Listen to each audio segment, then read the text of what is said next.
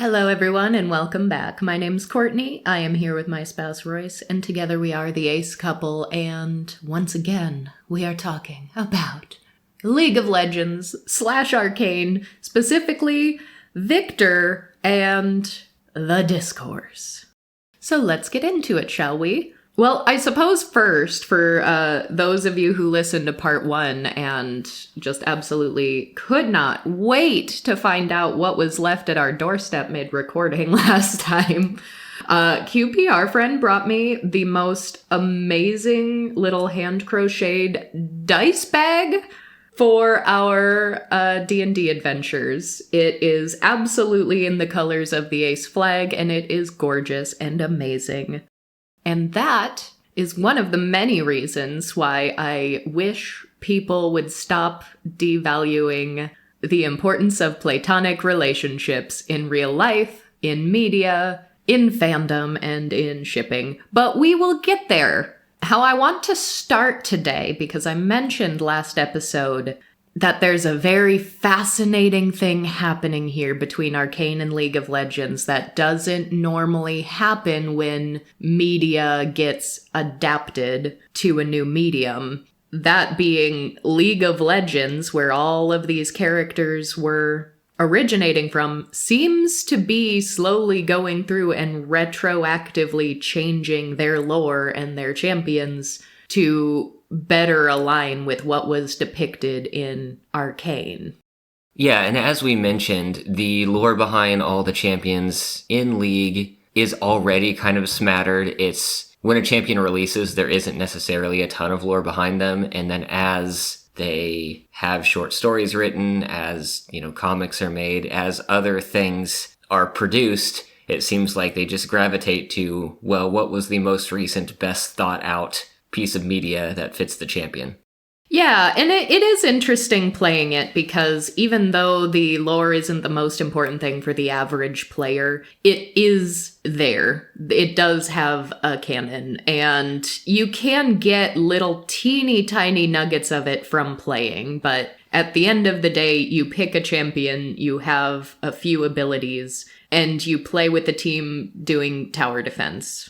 Yeah, occasionally we've looked up just like a wiki page of all of the sound bites for a particular champion. Mm-hmm. And it has like a number of random sound bites that play when you're moving or you're attacking or this and that. And those are just kind of the default ones. But then every champion has very specific things that they will say towards other champions that they have some sort of relationship with. Yeah, sometimes. And sometimes that surprises me because not every champion has like a special soundbite that will trigger when they see someone else. So the first couple times that I was playing a champion where that happened, I was really surprised. Because there might just be a soundbite that triggers where one champion refers to another by their name the first time you see them in a game. And it's like, oh, I guess they know each other. So that's interesting, and you can get tiny little nuggets like that. Like I said last episode, on the loading screen, sometimes there'll be a little nugget of lore about a random place in this universe or a random champion. And then, of course, just through some of the standard sound bites, you learn several champions mention Demacia. I guess they're all from the same place. They're all the annoying ones from Demacia. But because you get these little bits, if you go to the League of Legends website, you can look up the biographies for every single champion, and you can actually, Google each of these places and learn more about it. And a lot of people do, especially if you play long enough. So this is all there. And the thing is, Viktor had a biography that was a lot more inhuman and devoid of any and all emotion than how they portrayed him in Arcane. And so part of the criticism I've seen from some folks in the discourse is that Viktor is a negative stereotype, one of them being they're portraying him as inhuman and emotionless. I'd argue they actually humanized him a lot more than he was originally intended, and that's fascinating because right now, if you go to the website for the League of Legends universe and look up Viktor's bio, you will see his new artwork, which is very clearly the final form of Viktor we see in Arcane, which is not how he always looked. and they're calling him the Herald of the Arcane. And if you read through the bio, it's a lot of information that we saw in Arcane. But just a month ago, 2 months ago, over the last several years, if you went to his page, you would have seen his old artwork, looked a little different, and they called him the Machine Herald. So they changed the name of the champion after season 2 of Arcane came out. And along with that, his artwork and his entire bio. And I want to just read a couple of sections from the bios to demonstrate, yeah, League of Legends is fully embracing the lore of Arcane. I imagine they're going to keep doing that, because I did check on like Vi and Caitlyn, and they still have their old artwork and their old bios. So those haven't changed. I don't know if or when they will, but I imagine this is a process they're going through. Yeah, and their characters, I don't think, had as much contrasting information. I guess there is. Have you checked Warwick? Because Warwick is another big change, and that may also affect Vi and Jinx's backstories. But yeah, Viktor changed significantly, so it makes sense that they updated that page first. At first glance, as of the time of recording, Warwick still appears to be the old bio. Because this is one where we only know Warwick as this wolfish monster, but Arcane gave us who he was as a human before this transformation. So that information has not been imposed onto this yet. But that was sort of maybe predating what some of this says in the bio. Whereas like Vi and Jinx, it might not say that they're in a relationship, but it doesn't specifically say that they're not. So yeah, I think they're probably prioritizing the biggest changes first. But when they called Viktor the Machine Herald, here are a few lines about how they concepted this character before he was adapted in Arcane.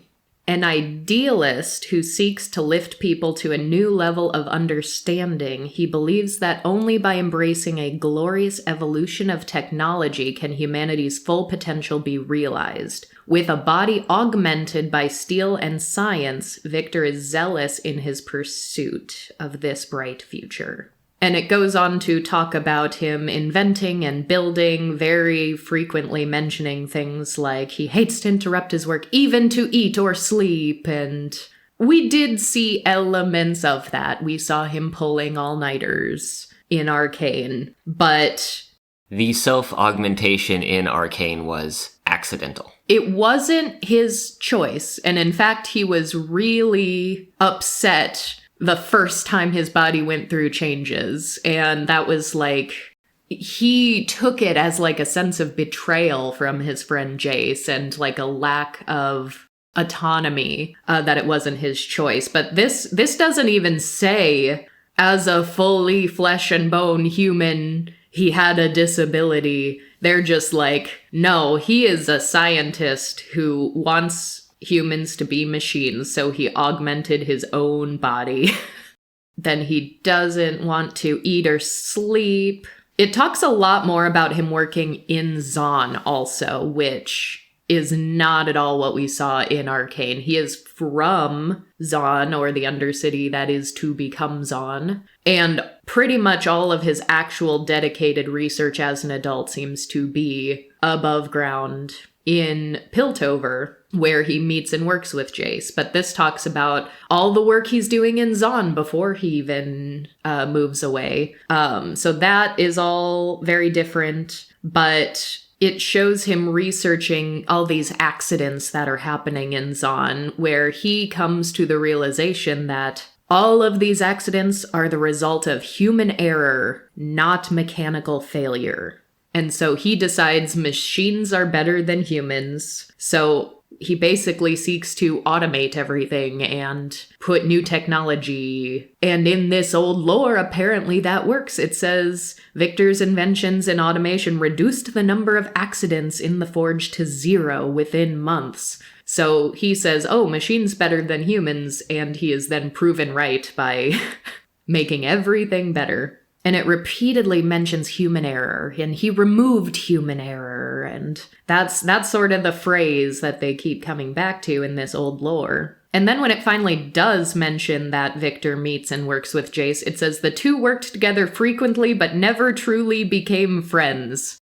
Compare that to Arcane, where they are best friends, and it's mentioned that they are like brothers, which is still, I remind everyone, a thing that was in the show. I once again, just in the brief window between recording last episode and this one, I once again saw someone say, oh, the only reason why the creator's saying Jace is asexual is to scorn the Jace and Viktor shippers. And I really, sometimes creators do actually just conceive of characters that aren't going to ever be in a relationship in their media, and I think that's okay. And I think the very nature of the fact that the media said we are like brothers probably is an indication that they never intended to put them in a romantic scenario together, so I really don't think we can get mad and call them homophobic when after the fact they're like, no, I actually thought he was kind of ace. In the old lore, Viktor creates Blitzcrank, who is also a champion in League of Legends, and there's some sort of major accident, a spill that happens in Zon. His work on Blitzcrank and trying to clean up the spill, it says, taught him a great deal about merging of human anatomy with technology and how mortal anatomy could be enhanced with technology, which is, again, very different than what we see in the show. Right, and Blitzcrank, the character, did not make an appearance in Arcane, the TV show. No. And so after this incident, he goes back to work, and this quote here, I think, is one of the biggest differences between old Viktor lore and the new one, because this is still him as a human. He continued to excel, finding ever new ways to eliminate human error and weakness from his work, a facet of his researches that came to dominate his thinking. He saw human involvement in any part of a process as a grossly inefficient aberration, a view that put him at odds with a great many of his fellow students and professors who saw the very things Viktor sought to remove as a source of human ingenuity and creativity. And then Viktor and Jace, who are not friends in this lore. I do think that's funny, too. They were just co-workers who were not friends. And then the show makes them close friends who are like brothers. And then the fandom is like, no, they're lovers. If you just let the men be friends instead of rivals and co-workers, people are gonna take it so much further, and I still think men deserve to have healthy, close friendships depicted in media. I really do. Let the men have friends!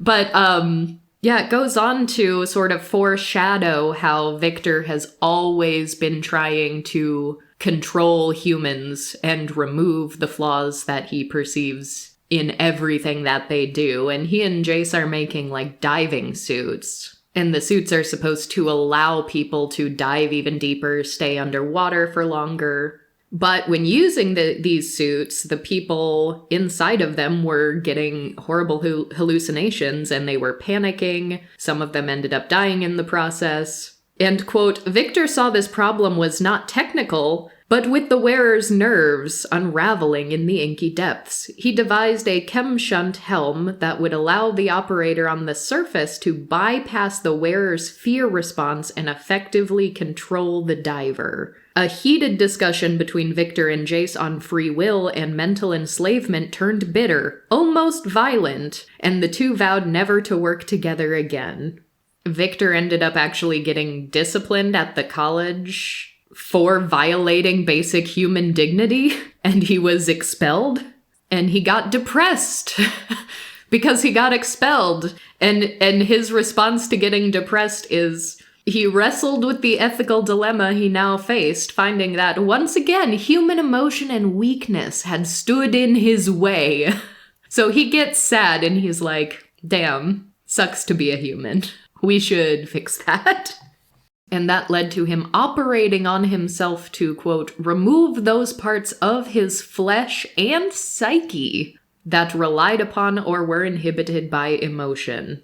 So it sounds like he somehow did brain surgery on himself. I don't know how he pulled that off. But when the surgery was done, almost no trace of the young man who had traveled to Piltover remained. He had supplanted a majority of his anatomy with mechanical augmentations. But his personality had also changed. His idealistic hope to better society was refined into an obsession with what he called the glorious evolution.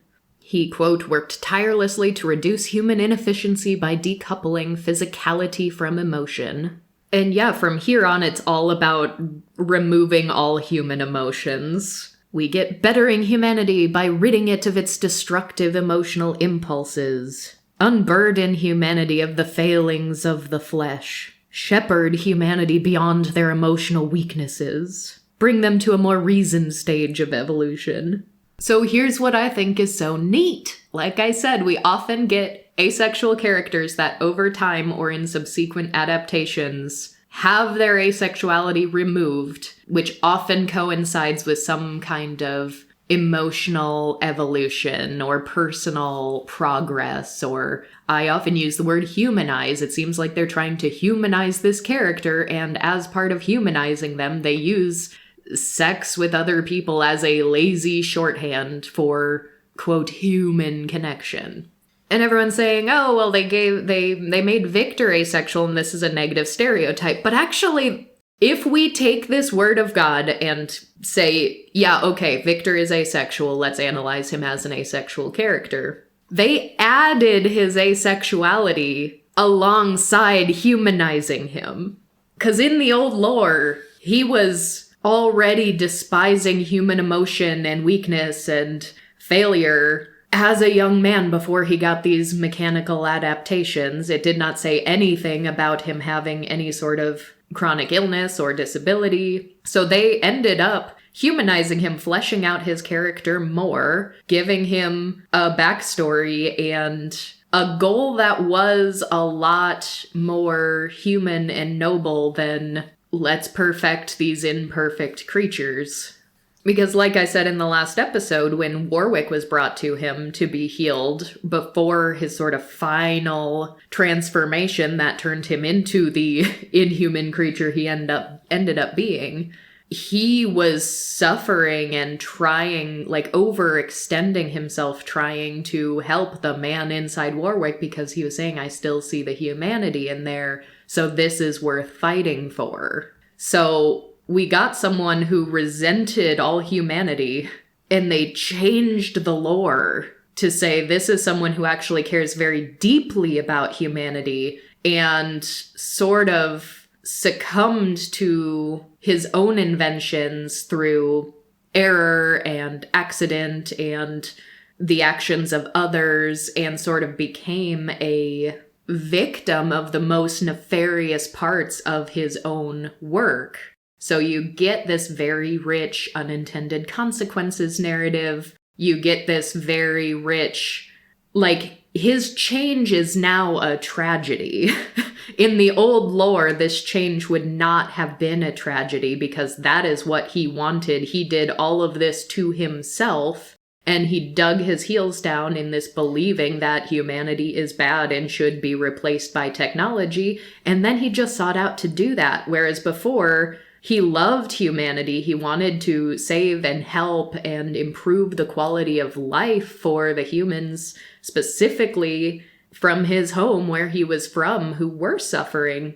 And now he's gone through this magic technological change that he did not want and did not ask for, and now he's unrecognizable as himself. That is a compelling story because now we have a tragedy.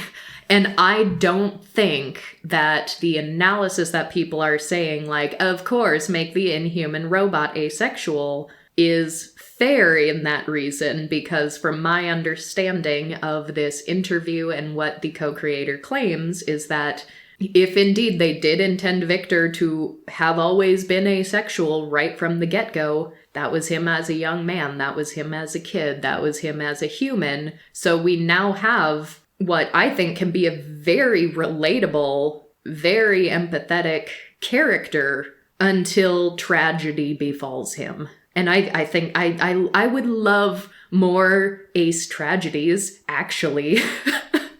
We so often get this very cushy type of representation where our characters just sort of exist as asexual characters to teach the audience that asexual characters exist. And I just want interesting characters. I want characters who are asexual, where their asexuality is like the least interesting thing about them.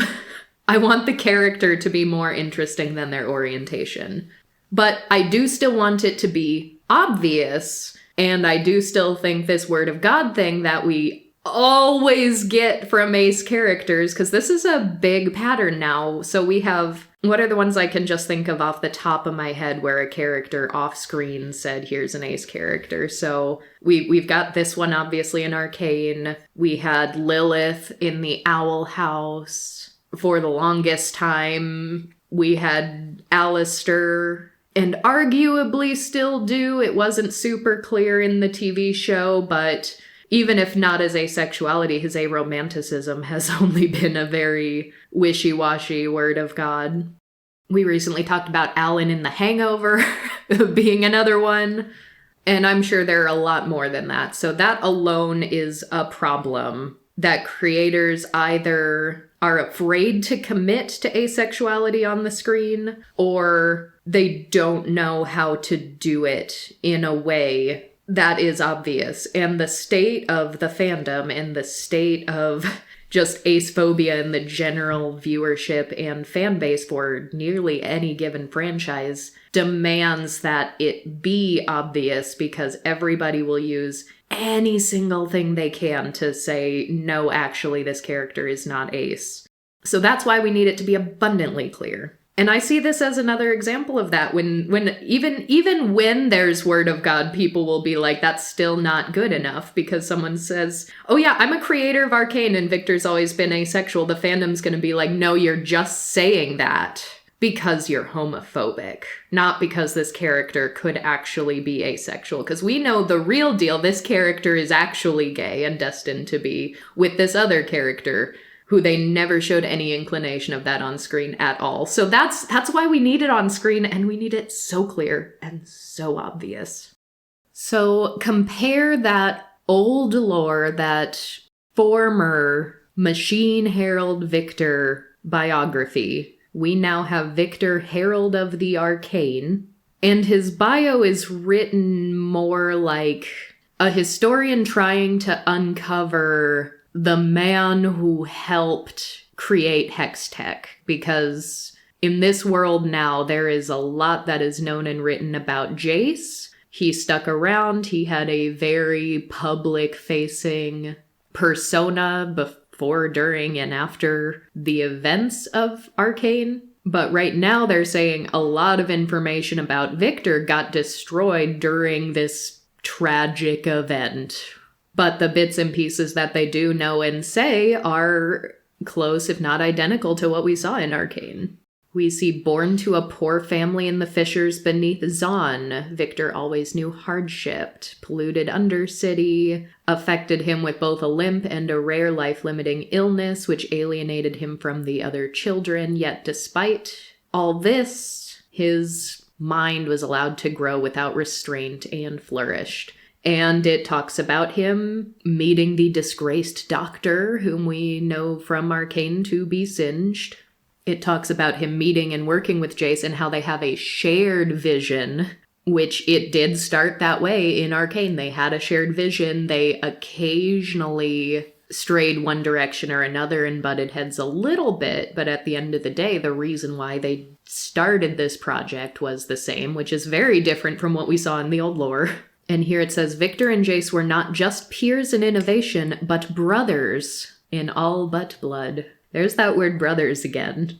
And then we have again, like, I love the tragedy of Viktor if you don't reduce him to inhuman, disabled stereotype, bad ace rep, because it lays it out here very clearly what we watched in Arcane. It says when his friend, that being Jace, when his friend's prejudices against the Undercity and its people came to light, it seems Viktor felt their bond beginning to weaken. And yeah, when you look at it through that lens, They were friends, they were brothers, they were partners in innovation. But at the end of the day, Jace came from a much more privileged society, life, family upbringing, and he had these biases against Viktor's people and the society Viktor came from. And even though everything about Arcane is dramatic and tragic and embellished for drama, the heart of what's driving everyone's motivations and driving the interpersonal conflict is like so real that it hurts.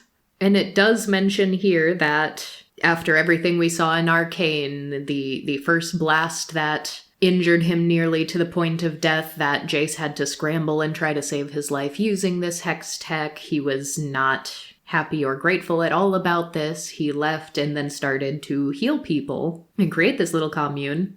Then when General Ambessa launched the attack, I don't think we said her name in the last episode because it probably wasn't that important, but that was sort of the first step in League of Legends incorporating Arcane, because Ambessa was just a character in Arcane, and they added her as a champion in League of Legends after the fact. Yeah, I think as of right now, she's the newest champion in the, what is it, like nearly 160 champion roster or something like that. Mm-hmm. And came from Arcane, is the only character thus far to be created from Arcane. Right. And I was curious because watching through season 1 of Arcane and kind of trying to pick out like which ones were the champions and who's going to be whom and all that, I was right from the beginning going to say like, all right, which of these new characters is going to become the next champion? I was surprised they waited until season 2 to actually add an Arcane character as a new champion, but they finally did it. But after this attack, and after he once again becomes incapacitated, it now says this time, however, something changed. Devoid of fear, love, bitterness, joy, hatred, or compassion, he rose up as the mechanical herald of a second new era, with his followers reduced to little more than puppets of his will. So that does sort of give us the confirmation about the way I interpreted Arcane, where it was this final attack that sort of created that last change in him that did essentially take away all of his emotion, all of his humanity, and he started enslaving people.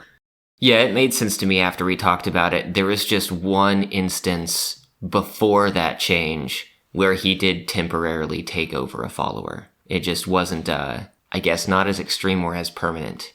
This one ended up being permanent because Jace killed this follower immediately after, but... Yeah, that happened.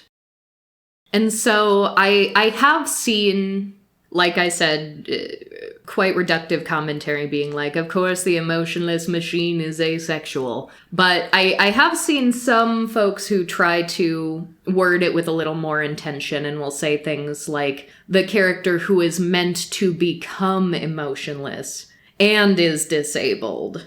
I am aware of the stereotype, and I still fail to think that this actually is a problematic version of that stereotype.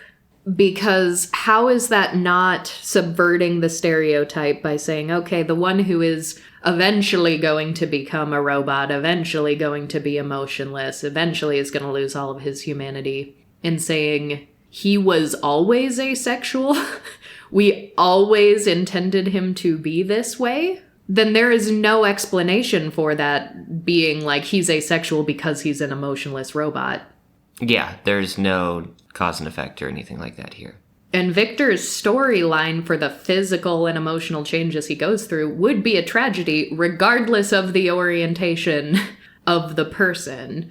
Even if the shippers got their way and he was gay and he had a crush on Jace, the changes he went through would still be a tragedy. It would equally be exactly the same tragedy. So I don't like this tiptoeing around it, like, no, the ace character can't have this, gut-wrenching emotional storyline because it's bad rep for the asexual orientation, when that was clearly not the point of his character, was to be asexual, because it wasn't even that obvious to begin with. And the disabled side of things, too. I think I haven't seen disabled aces are bad rep discourse this bad in a couple of years now. It used to be this bad, and it feels like we're coming full circle and it's getting worse again, because some of the things people are saying in the discourse are just outright hostile to real-life disabled asexual people. Because disabled aces do exist. I created an entire day about it, working with Ace Week. And when there ever is a compelling character who is disabled and may or may not be confirmed overtly or not asexual, there are disabled aces who feel super seen and happy and represented by it, but it seems a majority of the ace commentators are like, no, I refuse to accept that this character is asexual because they're also disabled. And just, why? There are good and bad ways to portray disability and asexuality, and there are good and bad ways to portray them together.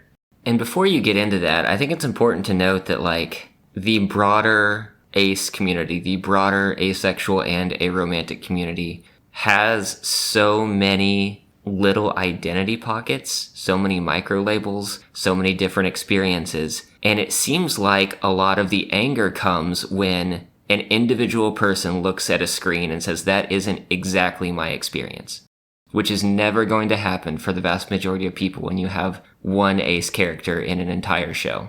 Right, and I mean, that's why we just need more representation overall in general, but also people need to chill. People do need to chill, because another criticism aside from he is disabled and therefore bad ace rep, because that is how reductive some of the comments I've seen are, is of course they make the disabled character asexual. That's bad. They shouldn't do it. Which leads to times when in the real life world, people have looked at me, Courtney, as a human person, sharing my actual real life as someone who is disabled and asexual, and someone has said to me, you are bad ace rep.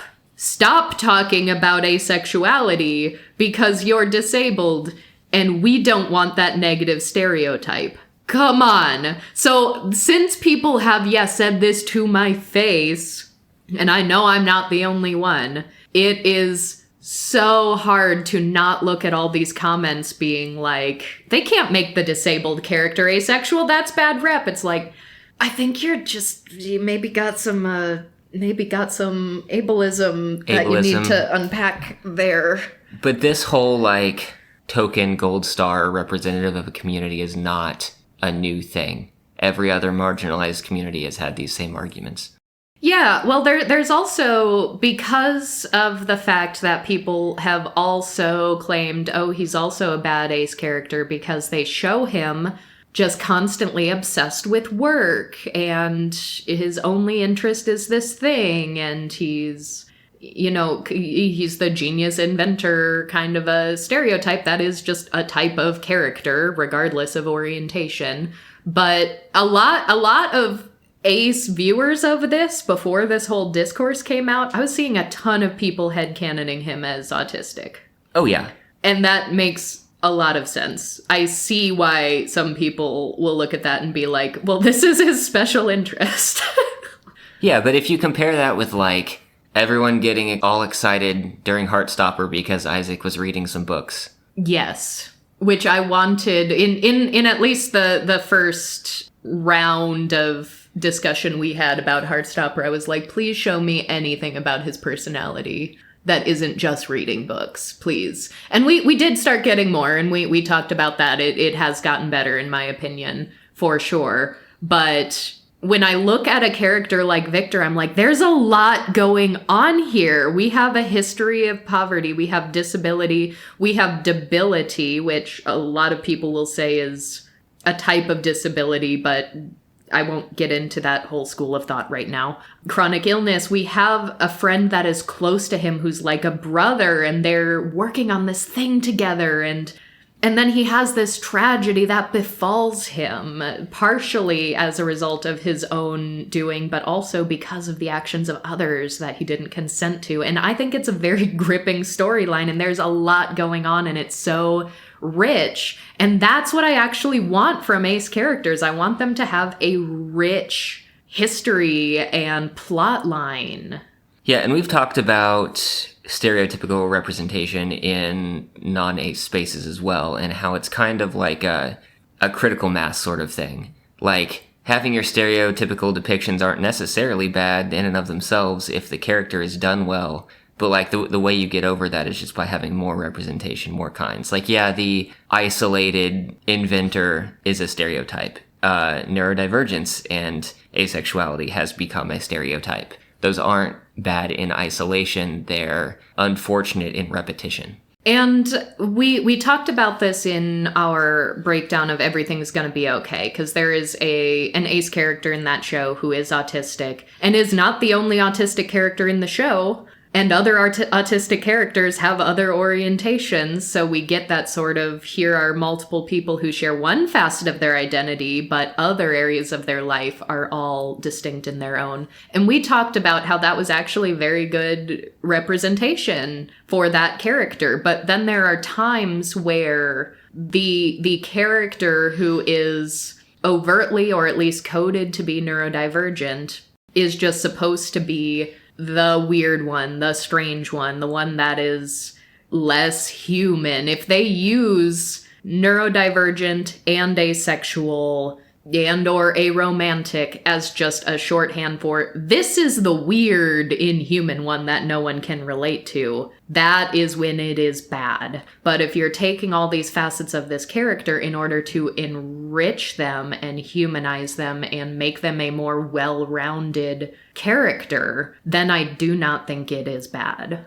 And to go back to disability in Arcane, disability is very frequent in the story because of extreme classism.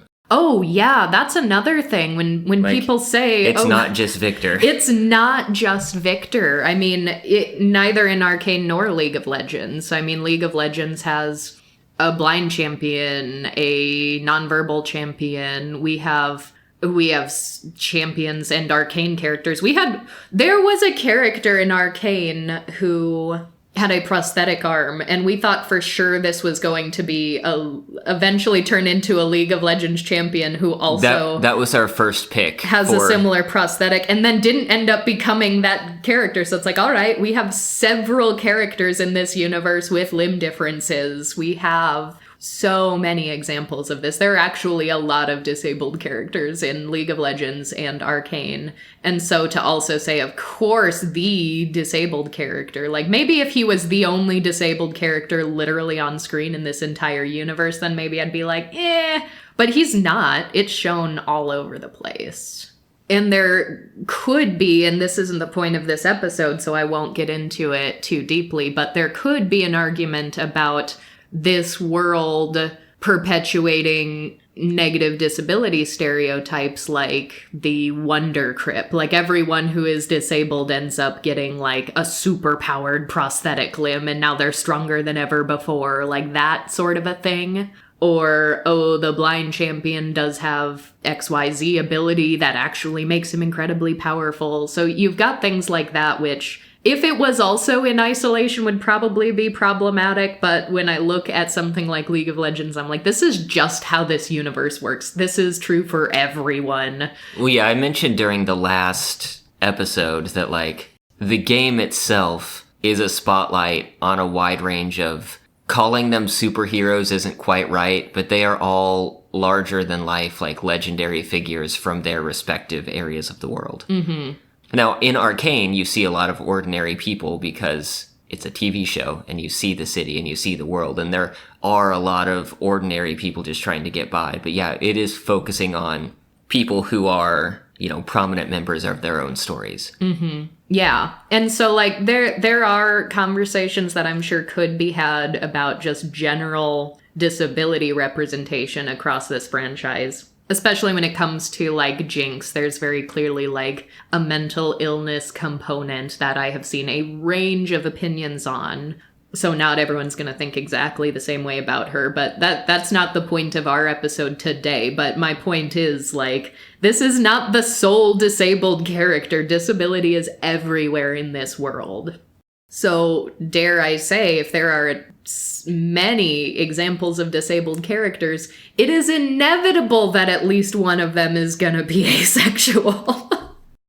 So here's another interesting thing coming out of the discourse. The exact quotes as it has been translated, so I cannot promise that this is a perfect translation, was from a question: was there anything ever between Viktor and Jace that was more than just their friendship? The response from the co-creator was, I know there are some people who ask this. There is a love. I don't think it's romantic.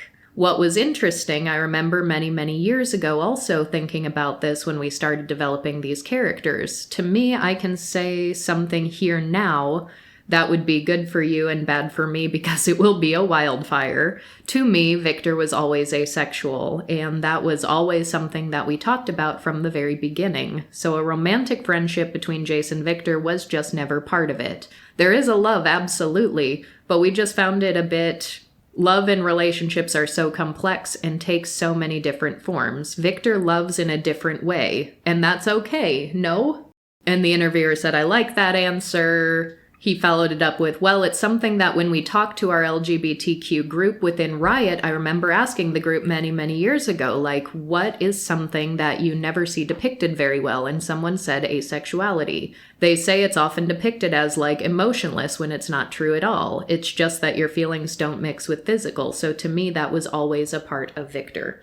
And I think this has become a very uncharitable view of what he said.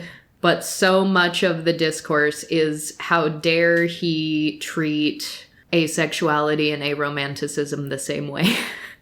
A lot of people have taken that answer to be like, asexuality and aromanticism are two totally different things. And some people are using that as, so he can still feel romantic feelings for Jace. He can still feel romantic feelings even if he is asexual. I see nothing wrong with the response he was given. It was actually from someone who was a part of writing a TV show. It was a better response than I expected. And it's honestly, these two statements can both be true and not treated as one and the same, but they can just exist alongside. He says, there is a love, I don't think it's romantic. All right, that's a full answer. He later says, to me, Viktor's always asexual. Love and relationships are complex and take on different forms, and Viktor loves in a different way. I don't think that's inherently saying, like, inherently conflating asexuality and aromanticism. Nowhere in that answer was the thing that people are mad about spoken. I think what happened is that there are people, yes, who do not understand the Aspec school of thought where asexuality and aromanticism are not always the same. Some people can be one and not the other, vice versa. And people are always so concerned that people are going to get the wrong impression. That if you don't break out exactly the right talking points and explain the entire concept of the split attraction model and this, that, and the other thing, then people are going to be like, oh my gosh, whoever is just learning about asexuality and or aromanticism for the first time is going to get the wrong impression, and that's bad. And then they kind of crucify the person who said the thing, even though the things that were said I don't think are wrong. I think those all can exist at the same time and not be incorrect. Yeah, I think that was a good answer. The other side of that, aside from, all the issues with word policing, like, had the topic of this interview been asexuality in the first place, and had the person responding had the wherewithal to break out the ACE 101 presentation, a person's introduction to something that complex can't always be, busting out the full pocket dictionary and giving a thorough rundown. A lot of people will tune out. Yes. You have to meet people where they're at, and sometimes you have to ease in with imperfect explanations and then go deeper into it. Yeah, and this is one question amidst many. This is an interview. So we have also questions about Ambessa in this interview. We have questions like they're talking about Heimerdinger at one point. They ask, spoiler alert for the last episode, if you're still listening and haven't watched it all but want to, like, one of the first questions is Jinx actually dead? Like, it seemed like Jinx fell down a very big pit that she probably couldn't survive at the end, and then we don't see her again, but that's the end of the episode. So a lot of people were like, did she die? And that was one of the questions in here. So no, this entire interview was not revolving around every single nuance of Viktor. And honestly, this is like, there's sort of a weird full circle that we come back to. Like, when you're just giving a very brief something like this, saying like, love and relationships are complex. They take different forms. He loves a different way. That's very basic without pulling out every single phrase that is hyper specific to our community and our schools of thought. But then you do have like the ACE 101 where you're pulling out the split attraction model. Ace and arrow are two different things. They're very distinct. Here are maybe some of the overlaps. Here's the Venn diagram, but here are the differences on either side. Then you have like the Ace 201 where, the split attraction model's even more complicated than just sexuality and romantic orientation. There are actually all these other quadrants to think about. And then you get even more complicated into it. But then you get to a point where it gets so complicated that once you understand all of those advanced schools of thought, you loop right back around to love and relationships are complex. Some people just, have different types of relationships.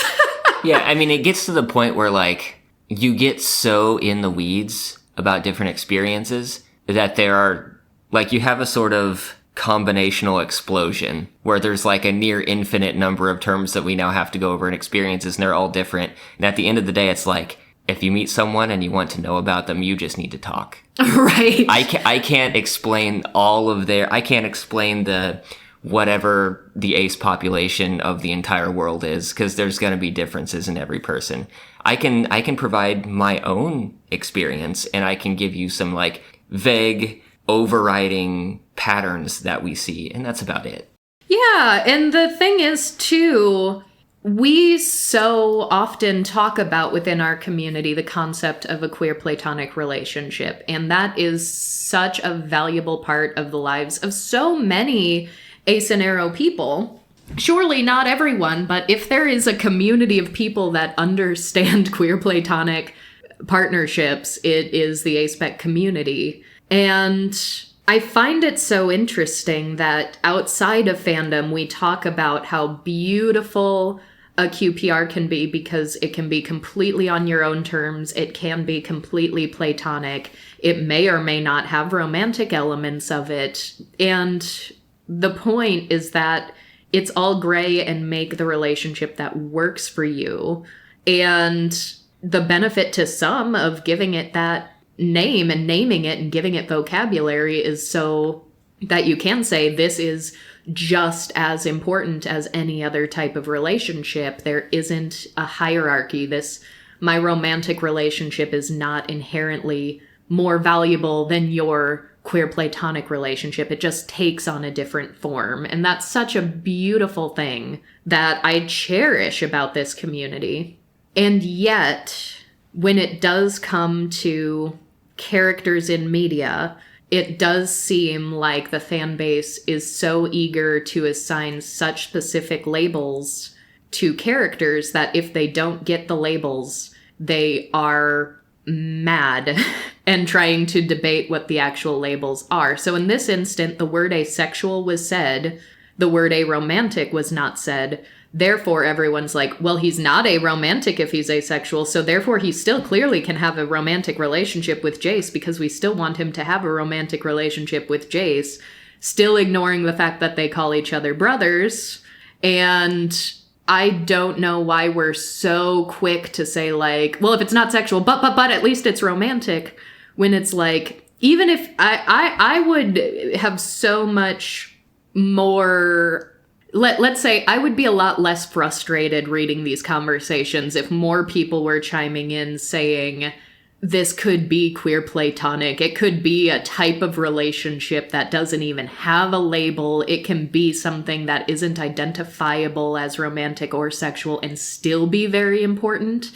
But I'm not seeing those things. I'm seeing ace and arrow, two different things, 100% of the time. If he said it's one, then at least it can still be the other, which to me can sometimes get so aggressive that that's also really alienating towards actual aromantic people or actual arrow aces. Well, yeah, the issue I'm seeing is that people are coming in with their own preconceived notions and trying to force those on the character because, yes, the person giving the interview did not say a romantic. They also didn't say any allo-romantic orientation. Nothing was said. From a term perspective, there was a sentence that you read off that defined it pretty clearly. Yes. But that being said, there are real-life people who another person might listen to their experience and say, like, well, by my framework, what you just described is aromantic and asexual. It's arrow ace. But that person might say, well, when I self-identify, I just say asexual, or I just say aromantic, because that is the primary thing that I feel and associate with.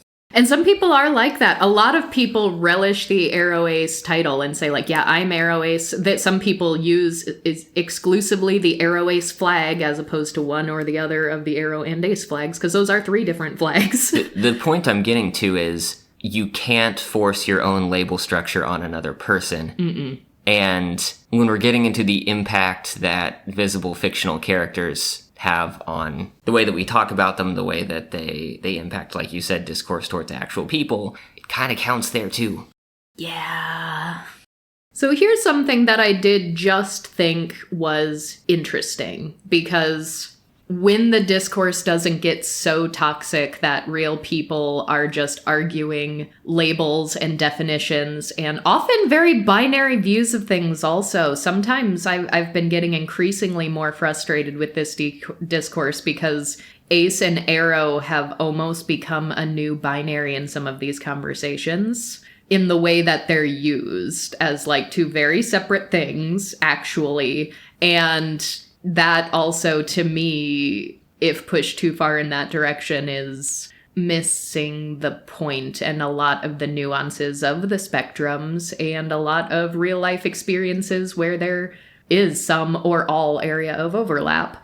But when people do really identify with a fandom and there isn't any verification on screen or off of an orientation they identify with, we do get fanfiction. And I actually, a couple of years ago, got very fascinated when I saw around the time of Ace Week, or like leading up to Ace Week, this was getting announced. There was a group of people who were doing an Ace Arcane Week. And this was only season 1 had been announced, so this was pre anything in season 2, pre this interview.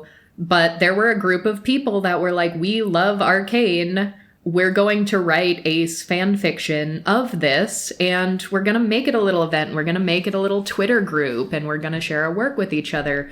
And even though I am not someone who writes fan fiction, and I don't even read it all that often, I read some of the Ace Arcane Week things because I thought it was cool that it was also becoming a community thing as part of Ace Week, because asexuality is so broad that not every ace person is going to get along or have the same interests or have the same identity or worldview. But if you can take just like your own little corner of the ace community and make a real community where you're interacting with shared interests, I think it's really neat. So I was watching Ace Arcane Week online, and most of what I saw and read was not people headcanoning Viktor as asexual or really even writing about Viktor and Jace. A lot of people were writing about Caitlyn and Vi, where one or both of them was asexual, but they still had some kind of relationship, so they were shipping them together. I think I also saw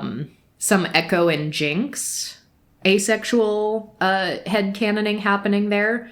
And so I just found that really, really interesting, because now coming out of the discourse, I saw several people who would chime in now and then and say, like, I did always kind of headcanon Viktor as asexual.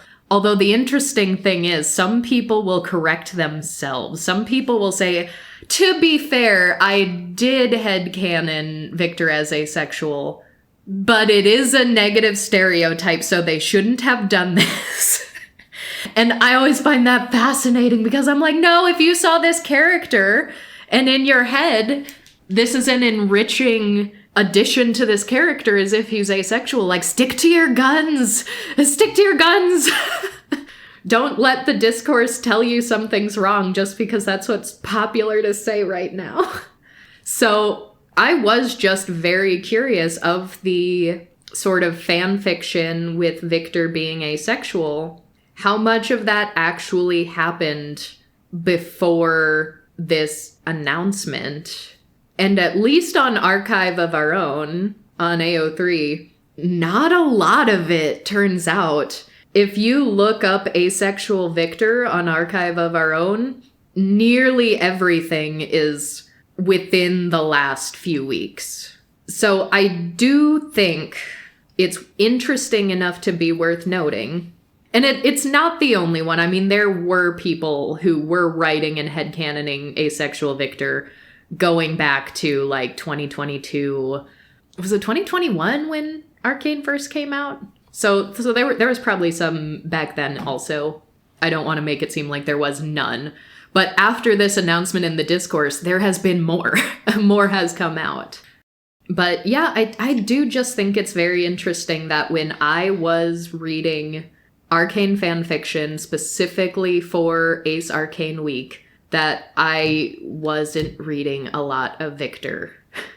And not that I think every Ace character to ever exist in media needs to be exactly who a majority of the community would have picked for itself, but it is kind of interesting that a lot of fanfic writers are taking the less conventional takes and doing asexual ships and taking the character that I don't think the TV show would have ever picked for itself to be the ace character and writing around that school of thought. And that's some of the best part of not only fan fiction, but we've talked about just indie publishing, is that in terms of nuanced representation for sexual and or romantic orientations, it's going to be the creatives within that community making things for their smaller, more niche audiences that are going to be the most progressive and most groundbreaking types of representation before we ever see it in a big name like Arcane. And I guess that's just what I think becomes the main harm, to bring it back around to Word of God representation, that I think aces get at a higher percentage than other orientations these days, is that even though there are fanfic writers out there who are doing asexual Caitlyn and or asexual Vi, or they're doing asexual Jinx and Echo ships, the discourse has not become so prominent and pronounced that people are arguing about, like, well, if you make Caitlyn asexual, that's homophobic because she's a lesbian. Which is also so fascinating because they never say the word lesbian. Who knows? Maybe one or both of them are bi. We don't know. That's another one of those bi-ace solidarity things where people will get really drilled into one label that was never actually stated at the expense of the other things it could still realistically be with exactly the same information we know.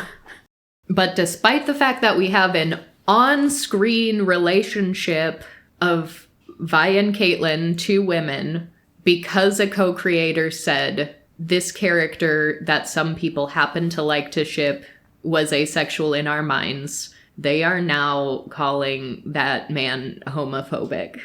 And that's not fair to him, but I'm only going to give him so much of a pass because it's really not fair to the ace community. The discourse right now has become so toxic. I've seen some horrible things said that are acephobic, aerophobic, ableist, all kinds of horrible things.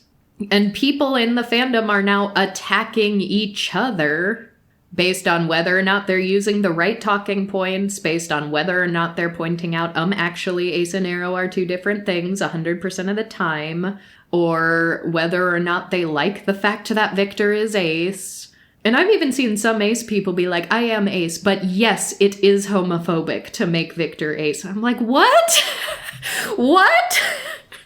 Because I don't know how many people understand this, but like, writers are not supposed to read fan fiction. Even if you are deep in fan fiction and you are writing your own, you're reading everybody else's, you've got your finger on the pulse, you've read everything about gay Jason Viktor that is out there right now, and you love it and you're eating it up and you want more. The show creators, if they are reading any of that, they're not supposed to be. They probably are not. There are writers who, like, in contracts for writing novels are supposed to say, like, I will not read any fan fiction online about this, because if it's like a series, if it's multiple seasons that are coming out, or if it's multiple books that you're writing, the publishers or the platforms don't want to get sued if someone out there in the fandom happened to predict something that was already intended to happen. And then it happens, you know, like intellectual property and all that. So I know so many authors who outright are like, I am contractually obligated to not read any fan fiction about my world or my characters. And furthermore, a lot of them just don't have any interest in doing that because it's their characters. They're writing the story already. They aren't seeking extra content about the story because they're making the story. So I find it weird when the fandom treats it as if they know what the fandom wants, and we are homogenous now. Everyone wants the same thing. And so if they say anything to contradict what the fandom wants, they're doing it on purpose, just to spite us. That's not how it works. It's not how it works. But because you did the Word of God thing, it wasn't confirmed on screen in a way that was obvious enough that everyone watching it, or even 90% of the people watching it, are going to get it. Not even 50. Let's shoot for at least 50% of people watching any given thing is like, oh yeah, this character's obviously ace. Then we'll have a conversation about whether or not they did enough. Now people are tearing each other's faces off about it. And they're throwing aces under the bus, they're throwing arrows under the bus, they're throwing disabled people under the bus. Everyone is under the bus, and that's bad, but that happens every time. Every time there's a Word of God, there are arguments about it. So I'm going to implore writers who are putting ace characters in their media to not be cowards and make it obvious. Because I will give him one thing. I don't know how much he was thinking or what he knew or what he thought when he said, like, maybe I'll get in trouble for saying this, there'll be a wildfire, but I think Viktor's asexual. Yeah, there has been a wildfire, and I'm kind of going to blame you for some of it. I'm not going to blame you for what you said there. I think what you said was mostly fine, but the fact that you had to say it in an interview and couldn't make it more explicit on screen, that is what you are guilty of. But hey, like I said, since Arcane and League of Legends seem to be merging lores to become one and the same, if League of Legends would be so kind as to leave a little tidbit on a loading screen saying Viktor has always been asexual, I don't think they will, but if they do, or if they add it to his bio, they haven't yet, I don't think they will, I will forgive all of the sins that I am alleging you are guilty of. So that's my challenge. But I think that's going to do it for today, and hopefully we don't have to talk about League of Legends anytime again soon. So we are going to leave off, as always, with this week's featured marketplace vendor, Shroom Punk Studios, where you can find art prints drawn by a disabled trans man with topics ranging from psychedelic furry art to landscapes. And these are very fun, very beautiful. Some are specifically Pride-related. There is like a very psychedelic, but in the trans flag colors piece. What I purchased, and this is one of my favorite little bookmarks, since most of my bookmarks are not real bookmarks, but pieces of art. It's called Hidden Away. It is just gorgeous colors, gorgeous scenery. It is an octopus woman in like an embellished emerald gown sitting in like a nook in a library looking outside at a window. It's gorgeous. I love it so much. Actually, I had this really beautiful moment back when I was still running the Discord server, we'd do these book clubs, and I was reading a book for our upcoming club to facilitate the discussion on that. And I was using this bookmark, and the book was in a book cover that I also bought off of the marketplace from the Bookish Crocheter, and it was sort of a chilly day, so I had a beautiful blanket from Johnny J, who was one of our panelists on the Disabled Ace Day panel that you can go back and listen to, and I recommend, if you haven't already, if you're interested in the intersections of disability and asexuality, that is a must listen. And I noticed that everything was in the same color scheme, and this was a total accident. I did not mean it, but the blanket, the book cover, and this beautiful piece of art that I was using as a bookmark in the book I was reading for our A-Spec book club, and I just felt so much community pride in that moment, and it was a lovely little moment of ace joy for me. So, as always, link to find Shroom Punk Studios are going to be in the show notes on our website, alongside a full transcript, or in the description box if you are listening on YouTube. And, of course, we'll go ahead and throw in some links to the interview with this co-creator and the articles that have spawned from it for those of us who do not speak German. Thank you all, as always, for being here, and we will talk to you all next time. Goodbye!